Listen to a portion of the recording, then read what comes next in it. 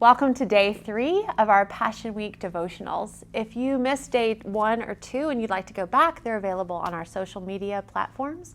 Also, there's a reading plan that goes along with our devotional series, and you can find that on our website. So again, welcome, and welcome to Tuesday of Passion Week. And we find in this section like this building tension between Jesus and the established religious leaders. You could see that beginning yesterday with the cleansing of the temple, but it's just going to build and continue from here. So we have Jesus coming on the scene and radically changing what they thought was going to happen. They were expecting a warrior king, and Jesus gives them a suffering servant. They were expecting, or they had established this system that protected God from sinners. And Jesus comes in and tears that wall down. He takes that apart. We saw that starting with yesterday with him cleansing the temple and making it where God is accessible to sinners, people that they thought were not allowed to be in his presence. So we see this building tension. Today we're looking at Matthew chapter 24 and 22 and 23. Jesus is teaching, and he's continuing that tension in how he's teaching things and revealing. And this is his last opportunity to preach before he's going to go to the cross. So this is the last time as a free man that he's teaching. So you can kind of think of it as his manifesto, his final words. And in our passage today in 24, we find Jesus talking about the end times. He starts talking about wars and false prophets and tribulation. And you could almost think, like, why is he talking about this now? Shouldn't he be focused on the cross and preparing people for the cross or preparing people for the resurrection?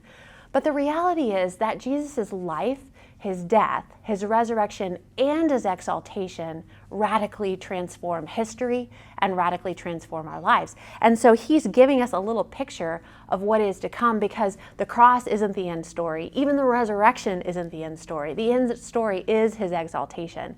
So let's look at 2 verses really quickly as to why that's important. So Matthew 24 verse 14 reads, "And this gospel of the kingdom will be proclaimed throughout the whole world as a testimony to all the nations, and then the end will come."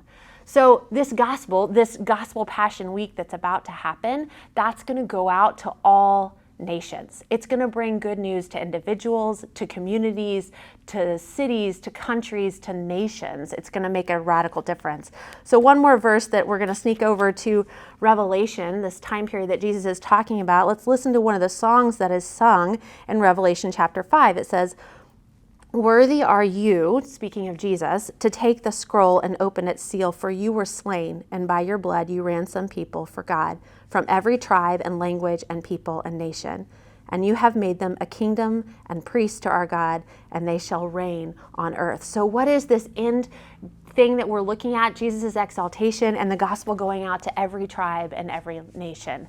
And that's where he's giving them this small little picture back in Matthew 24 of what's coming and what we're going to be going to, because his life, death, resurrection, and his exaltation radically transformed lives. So our question for us today is, what area of your life, what area of my life needs radical transformation? I definitely have some areas that need radical transformation. And the next question is, so with that area, how does Jesus' life or death or resurrection or exaltation speak into that area of my life? And how can I allow that to be radically transformed by his amazing power?